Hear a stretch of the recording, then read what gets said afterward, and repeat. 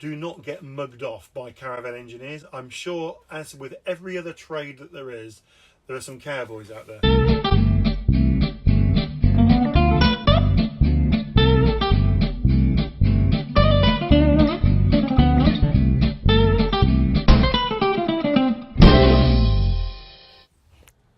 Well, hi everyone, welcome back to the channel. Dave here from the Caravantastic crew. Hope you're all good.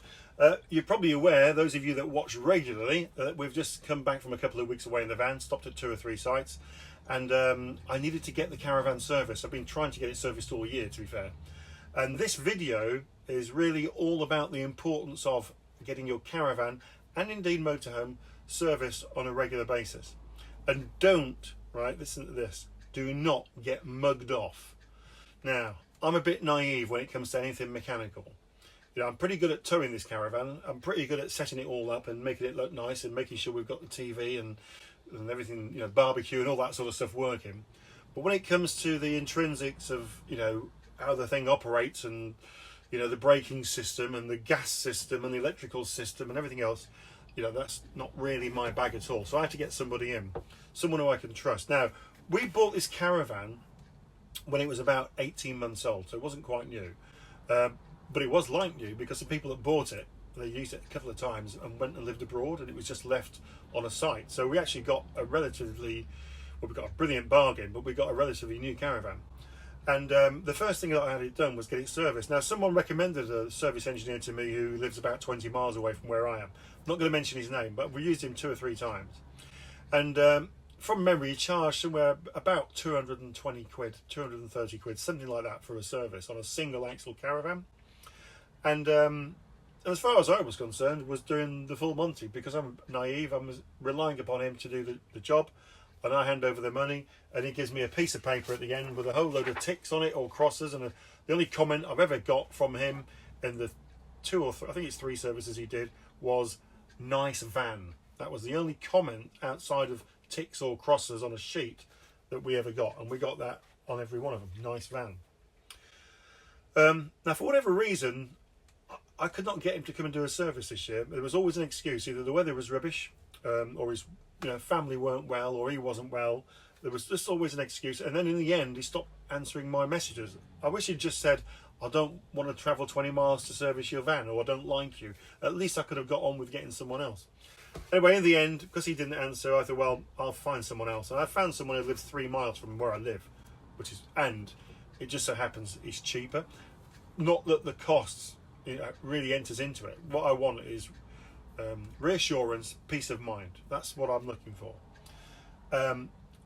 When he turned up, I realised, because I hadn't done my checks properly, and this is a top tip for you, I hadn't done my checks properly.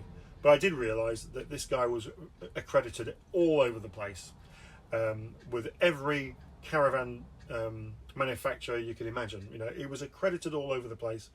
The NCC, you know, I'm just looking at that on one of his pieces of paperwork. The Caravan and Motorhome Club, the Camping and Caravan Club, approved workshop engineer, you know, and more. There's stuff everywhere. He's been independently assessed in an approved workshop, etc., etc., etc. So this guy is approved, is accredited. But it just so happens he's cheaper than the other chap. Now, when I've gone back to look at the other chap's Facebook page, didn't have a website. There is an accreditation on there, and I've not really looked into what that accreditation is, but it's not any accreditation that's on any of this paperwork. So, I suppose my point is, there's a few things here that I think are important. One is, do not get mugged off by caravan engineers. I'm sure, as with every other trade that there are some cowboys out there. Now, I'm not saying the guy I used was a cowboy. That's not what I'm saying. It's just that I'm starting to notice from a very thorough service that we had yesterday versus what I'd had previously, I'm now starting to scratch my head and think, I'm not sure I was getting what I was paying for. And I'm going to give you a few examples. So, the most important thing is your health and safety, and that's the reassurance that I was looking for. It just so happened that I wanted to get an external electric point fitted as well, which this chap did for me. I also wanted to get a gas point fitted, but I've since changed my mind because, well, you can't get any gas anywhere, and running a gas barbecue is a challenge, and everyone's into these teriyaki things or whatever they're called now, electric grills. So we're just going to go down that route. Anyway, back to the point. So when the chap came, it was very thorough. I wasn't left with one sheet of paper with a few ticks on it. I got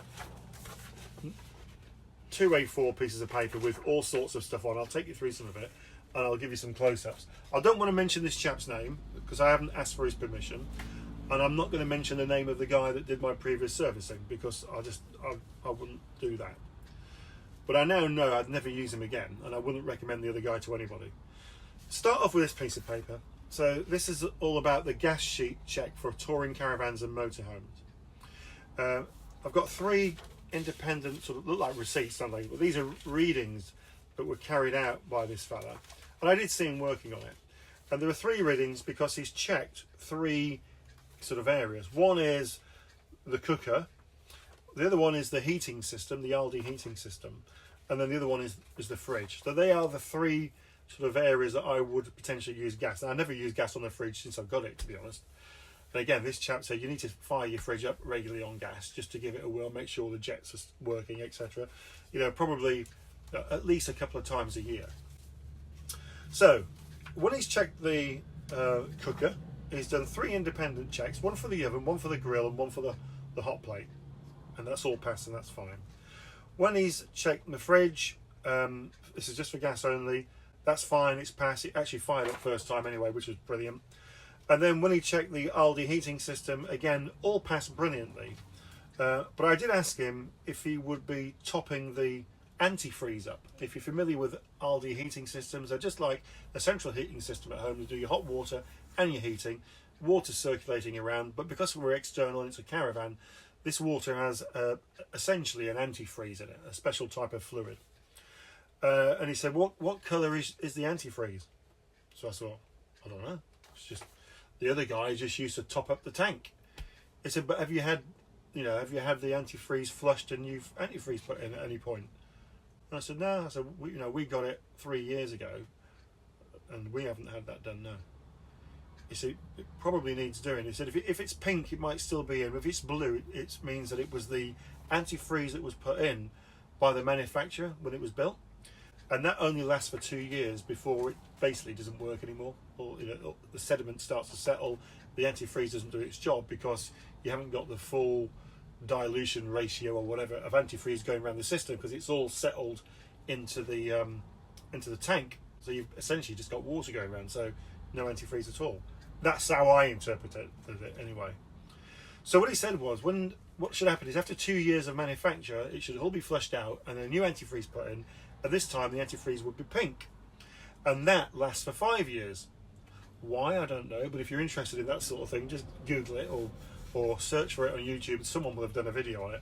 So I don't profess to understand, but I get the principle that it needs to be changed. And once it's got pink in, which it now has pink in because it was blue, that will last you for 5 years. So it's good to know this stuff. I never knew it, so it's important to know it. And then within, before the 5 years is up, it'll need flushed out and redone again. So there's the first thing. My last service engineer just used to top it up, never mentioned anything about changing it. Probably couldn't be bothered. However, it did cost me a further £185 to have that flushed and redone. I've since checked online. Well, in fact, before I had said yes, I checked online, and that is about the going rate to have it done. So quite happy with that. And that's all good, and it's working fine. So gas and antifreeze in your heating system, if you've got an Aldi heating system, needs to be checked and changed regularly. So that's the first thing. The next thing is, just as an overall summary, he did take the wheels off, as you'd expect him to, and the other chap used to take the wheels off and check the tyres. The tyres are fine, they're only a couple of years old. But if you don't know, then your tyres need to be changed every 5 years, and that's not 5 years from having them fitted, it's 5 years from manufacture.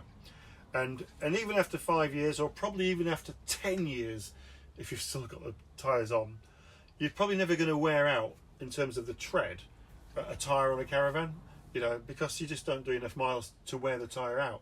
So that's never the problem that anyone's looking for. The problem they're looking for is where the tyre wall starts to deteriorate. And that happens normally because the tyre's old, or because the van's been stood still with all the weight on one part of the tyre, which is compressing that area down, and that starts to weaken the tyre wall. You'll see cracks in it, stuff like that.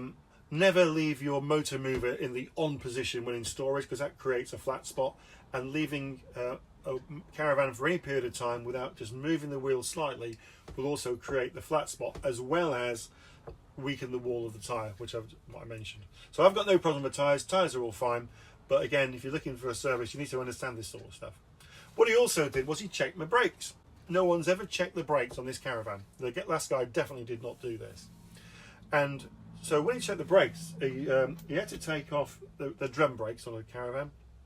These Alco nuts just look like a couple of single bolt or nuts that go on, which is what they are, go onto the drum brakes. I don't understand this stuff, but obviously the cover had to come off, and at that point these had to be undone, and that then renders these useless.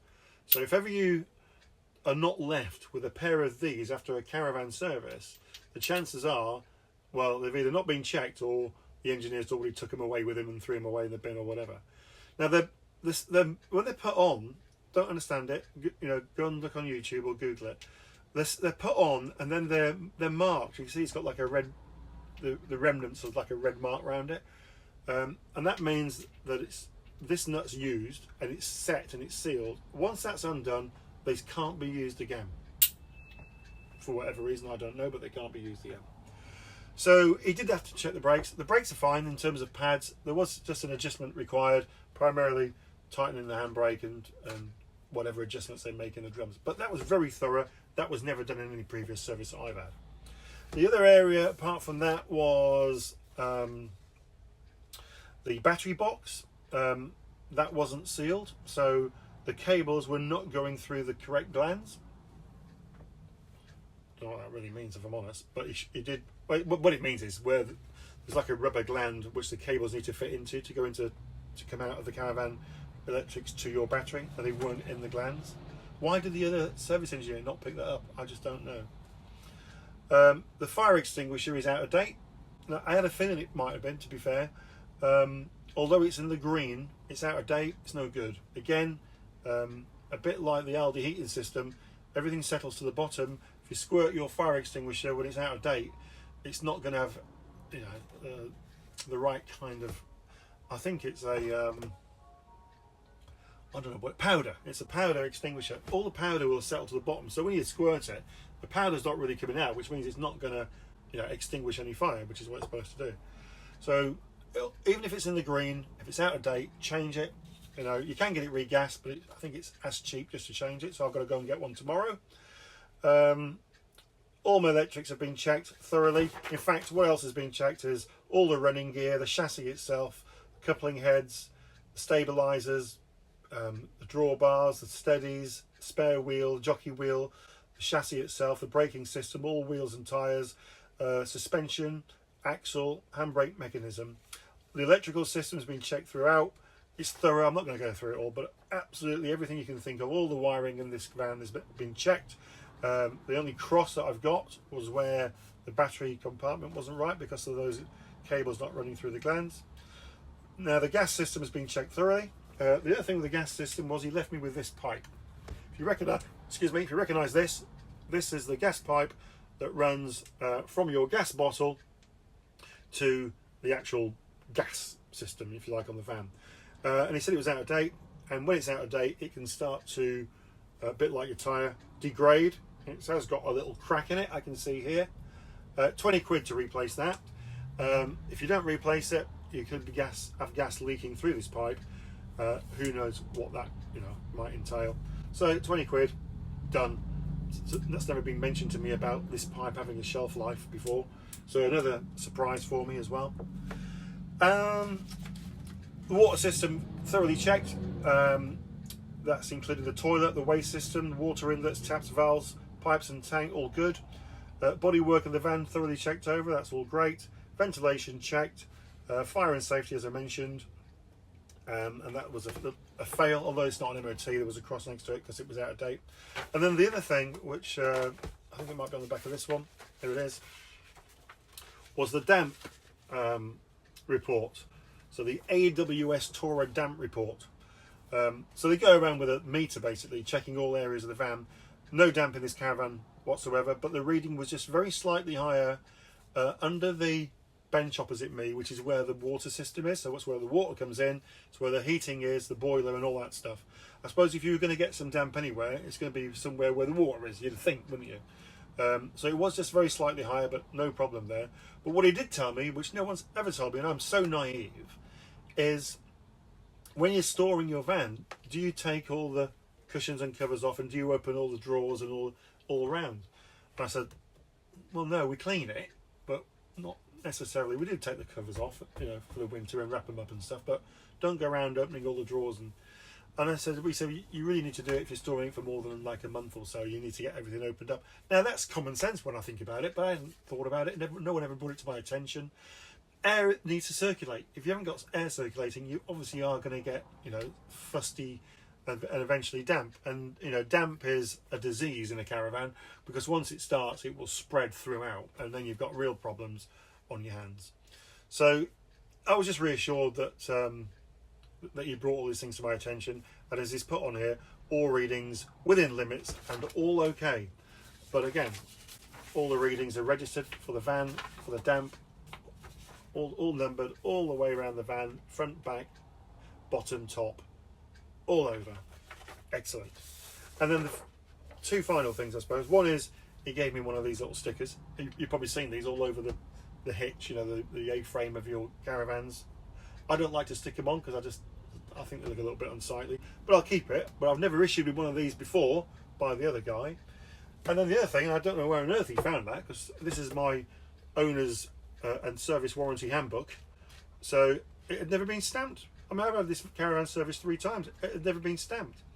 And so he stamped it for the first time, but also what he did was he went onto Swift's service database, which all accredited engineers would have access to, and he was able to confirm that this caravan has not been registered ever for a service since 2016 when it was manufactured, late 2016. So I was a bit gobsmacked with that, and what he told me immediately was the warranty would have expired after the first year on this van anyway, although I think it had, I don't know if it had 6 or 7 years warranty, but it was expired, you know, it was null and void because it was never registered on their database. So if you're having your caravan service, regardless of manufacturer, a accredited service engineer will have access to your caravan manufacturer's database and will be able to put on there that the van was serviced, which is what this chap did and showed me yesterday. So I was really reassured by all of that. Thank goodness we found a guy who looks like he does the job properly. And my whole reason for putting this video together was to say, don't get mugged off by caravan service engineers or motorhome service engineers, because like all trades, there are the cowboys out there. It's worth doing your own research to see what should be covered. I don't want to show the name of the engineer that did it or his business because I've not asked for his permission. But do your own research and understand what should be done in a service. And if you don't have your caravan service in the last 12 months, you're mad. Get it serviced every 12 months for peace of mind. Now, we're going to be back with a live video on Bank Holiday Monday, the 30th of August. This will be our first live ever. A little bit nervous. I'm not nervous about talking to the camera, that doesn't bother me. I'm more nervous about the technical side. Will it actually work? I'm sure it will, because everyone does it. And most of all, I'm most nervous that no one's going to show up on the live, and I'll just be sat there like a lemon, me and Helen, with my Adnams ghost ship and a bit of Prosecco or something on the go. So I'd love it if you can join us. Bank Holiday Monday, 7 o'clock. Come in for a chat. You know, I've been on loads of lives where other people have streamed and commented and stuff, and it's quite a good fun. So get yourself a beer in or coffee on or something at 7 o'clock Bank Holiday Monday and join us for our first ever live stream. And the reason we're doing it is we're doing the free prize draw for our Caravantastic mug. I haven't got one on me at the moment, but anyone who subscribed to our channel and has left a comment during the month of August, in fact the last week of July and up until this bank holiday weekend, if you left a comment, your name's going to go in the hat and we're going to do the draw, and one of you lucky people will win a fabulous Caravantastic mug. And I've got some stickers to give away as well. So we'll talk about the stickers and the mugs, and we'll just... I also need to answer any questions you might have. I asked 2 or 3 people to leave me a comment or send me an email with questions they'd like to know about either us, our caravanning adventures, or anything to do with the channel. You know, leave us a question. And if you want to do that on an email, you can do caravantastic@hotmail.com, or just leave a comment on one of the posts that I've put on about the live with your question. And we've got 3 or 4 interesting questions which are going to be maybe controversial. We've also hit 1,000 subscribers, which is absolutely mind-blowing. I never thought we'd get there, to be honest. We started the channel years ago, but never really did anything with it for a while when we first started. It wasn't until this year that we decided to crank it up and give it a proper go, and we've hit 1,000 subscribers, which is brilliant. About 750 of those we've got since about January, February this year, so I'm well pleased. So thank you so much to everyone who subscribes to this channel, new or old. Goodness knows why people watch. It's a bit of fun for us, and hopefully, like in this video here, maybe you might pick up some top tips as well. Learn from my mistakes. Anyway, see you in the next one, folks. Bye for now.